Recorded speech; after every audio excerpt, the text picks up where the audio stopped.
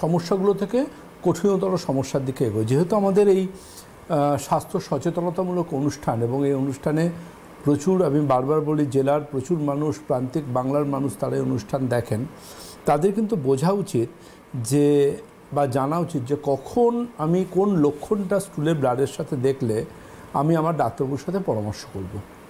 এটা খুব প্রপার একটা জায়গা যে কোন সময়ে আমার ডাক্তারের সাথে পরামর্শ করার প্রয়োজনীয়তা আছে।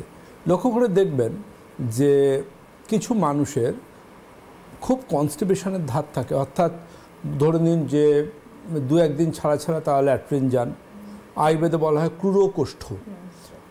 আবার এমনও কিছু মানুষজন থাকেন যাদের দেখা যায় যে তাদের সমস্যাটা এরকমই যে তারা যখন মানে লুজ মোশনের টেন্ডেন্সি, কিন্তু তাদের ওই সমস্যাটা আসছে। তার মানে হ্যাবিচুয়াল কনস্টিপেশন বা ক্রনিক কনস্টিপেশন বা যাদের হার্ড স্টুল হয়, রেগুলার পেট ক্লিয়ার হয় না, তাদের যেমন একদিকে দেখা যায় যে তারা কিন্তু এই ধরনের সমস্যার সম্মুখীন হতে পারেন, অর্থাৎ স্টুলে ব্লাড আসতে পারে। আবার ঠিক একইভাবে যাদের ডায়রিয়ার সমস্যা আছে তারাও কিন্তু একইভাবে এই সমস্যায় সাফার করতে পারেন। এই দুটো জায়গা ফ্যাক্ট। সবচেয়ে তাদের অন্যতম কারণ কি? অনেকে লোক বলেন যে আমি মাটন খেলে এই সমস্যা হয়, এটা খেলে হয়, ওটা খেলে। কেউ বলেন যে আমার পাইলস হয়েছে, স্টুলে ব্লাড দেখা গেল, দেন চলো এটা পাইলস। হ্যাঁ, এবার স্টুলে ব্লাড দেখা গেল এটা পাইলস, এরকম ব্যাপারটা নয়। ব্যাপারটা হচ্ছে প্রত্যেকটা জিনিসের একটা সঠিক রোগ নির্ধারণের পদ্ধতি আছে। যে রোগ নির্ধারণের পদ্ধতিটা একজন কোয়ালিফাইড চিকিৎসক তিনি দেখে বা সিমটমের উপর বা প্রয়োজনীয় পরীক্ষা নিরীক্ষা করে সেটাকে বার করা যায় বা ডিটেক্ট করে নিতে পারবেন। কিন্তু আলটিমেটলি যে জায়গাটা খুব গুরুত্বপূর্ণ যে এই ধরনের সমস্যা, তো স্টুলে ব্লাড একদম সাধারণ ক্ষেত্রে কাদের ক্ষেত্রে আসতে পারে। খুব লক্ষ্য করে দেখবেন যারা অনেকক্ষণ ল্যাট্রিনে বসে থাকেন, মোবাইল ফোন নিয়ে এখন বাথরুমে যাওয়াটা একটা ফ্যাশন হয়ে দাঁড়িয়েছে, এবং তারা বাথরুমে গিয়ে যখন বসেছেন তখন খাবার টেবিলে যেমন মোবাইল ফোন নিয়ে আমাদের ব্রেনের সাথে তো পুরো শরীরের সম্পর্ক, ব্রেন গাট রিলেশনশিপ দেখবেন লক্ষ্য করে যে আমাদের টয়লেটটা ব্রেনের সাথে রিলেটেড। অনেকে অফিসে বা কাজের জায়গায় বসে আছেন, কাজ করছেন, অনেকক্ষণ টয়লেটে যাননি, কিন্তু তিনি যখন উঠে পড়লেন কাজের জায়গা থেকে, তিনি যখন কাজ থেকে মাইন্ডটা সরলো, তার মনে হয় যে এক্ষুনি বাথরুমে যাই। কোনো কাজ থেকে এসেছেন, বাড়ির দরজায় এসে কলিং বেল বাজিয়ে যাচ্ছেন টানা যে খোল, আমি বাথরুম যাব, অথচ সেটা কিন্তু তিনি যদি রাস্তায় ট্রাফিক জ্যামে আরও 10 মিনিট বসে থাকতেন এই সমস্যাটা হতো না। তার মানে আমাদের ব্রেনের সাথে কিন্তু খুব ইম্পর্ট্যান্ট এটা, ব্লাডারের সম্পর্ক যেমন আছে, গাটের সম্পর্ক যেমন আছে, তেমন আমাদের স্টুলের ন্যাচারাল কলেরও সম্পর্ক রয়েছে। স্টুলের আয়ুর্বেদে বলে বেগ ধারণী রোগের কারণ। বেগ মানে হচ্ছে শরীর থেকে হাঁচি, কাশি, তারপরে টয়লেট, হ্যাঁ, এই পটি করার সেন্সেশন, এগুলোকে যারা কন্ট্রোল করেন তাদের কিন্তু অনেক রকম অসুখ বিসুখ হয়।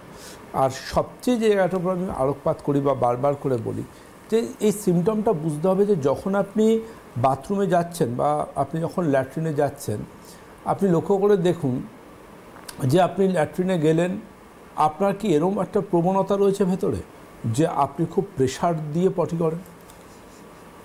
আপনার পটির প্রথম অংশটা এতটাই শক্ত, এতটাই ধারালো ব্লেডের মতো যে পটির শুরুটা আপনার কাছে একটা আতঙ্ক, এবং আপনাকে মনে হচ্ছে সে মানে পটিটা না ভেতরে যাচ্ছে না বাইরে বেরিয়ে আসছে, এতটা অস্বস্তিকর একটা পরিবেশের মধ্যে আপনি, এতটা যন্ত্রণার মধ্যে। এটা যদি যার জীবনে হয়েছে সে জানে, আর যার ক্ষেত্রে এটা মোটামুটি কমন তিনিও জানেন এটা কতটা একটা ভয়ঙ্কর ব্যাপার।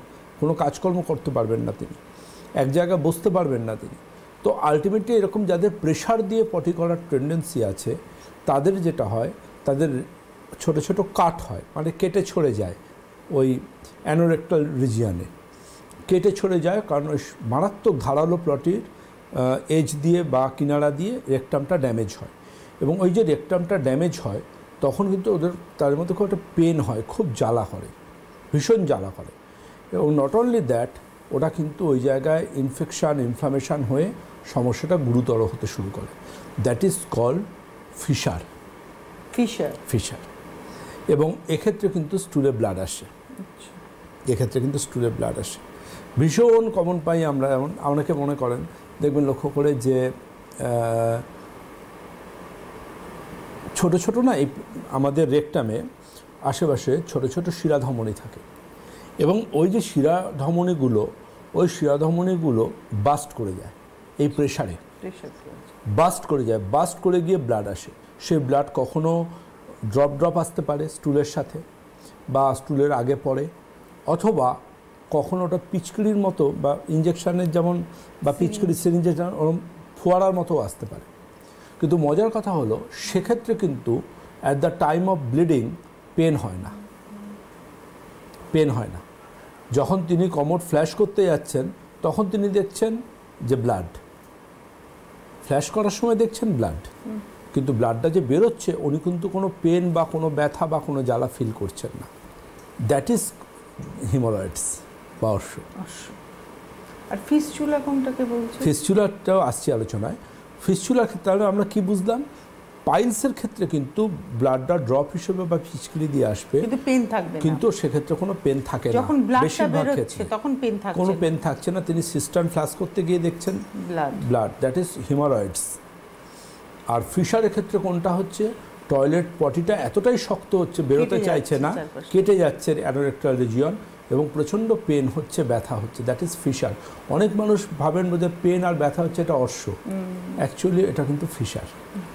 এক্ষেত্রে যে কোনো, আমি যেন বারবার বলি, অভিজ্ঞ বড় ডক্টরের কাছে গেলে তিনি এগুলোকে সঠিক ডায়াগনোসিস করে। পাইলসের আলাদা ট্রিটমেন্ট, ফিশারের আলাদা ট্রিটমেন্ট, ফিস্চুলার আলাদা ট্রিটমেন্ট।